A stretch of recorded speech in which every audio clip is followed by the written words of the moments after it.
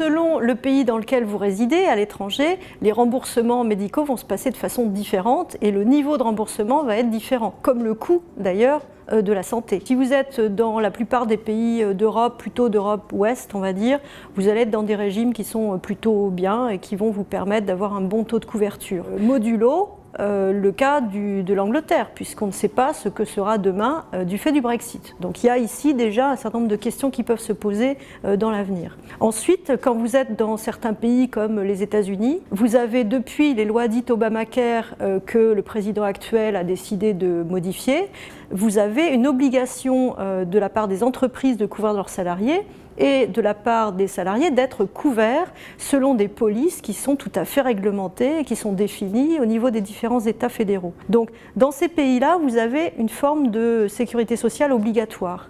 Et puis vous avez tout un tas d'autres pays dans lesquels soit vous n'avez pas du tout de système obligatoire existant, soit vous avez des systèmes un peu embryonnaires qui vont très mal vous couvrir. Et dans tous ces pays, clairement, il devient tout à fait pertinent de se poser la question d'emmener avec soi sa protection sociale à la française, en prenant tout ce qui est régime de base auprès de la Caisse des Français à l'étranger et en venant compléter ce régime de base par une complémentaire du style de celle que Humanis propose.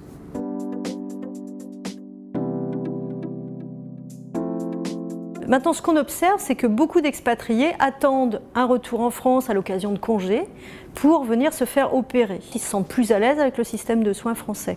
Ce qui est important à souligner, c'est qu'il faut le prévoir dans le cadre de son contrat avant de partir. Si vous êtes couvert localement par une couverture strictement locale, américaine ou thaïlandaise ou je ne sais, vous n'allez pas pouvoir vous faire rembourser vos frais d'hospitalisation en France. Tout ce qui est important, c'est en tout cas de se poser la question avant de partir et de regarder si vous avez la possibilité de vous faire couvrir à cette occasion du retour. L'avantage des contrats tels que ceux qu'on propose, c'est-à-dire les couvertures complémentaires CFE, c'est effectivement de pouvoir vous faire rembourser à la fois dans le pays d'expatriation, mais aussi en France, à l'occasion d'une hospitalisation ou à l'occasion de frais de médecine de ville, par exemple.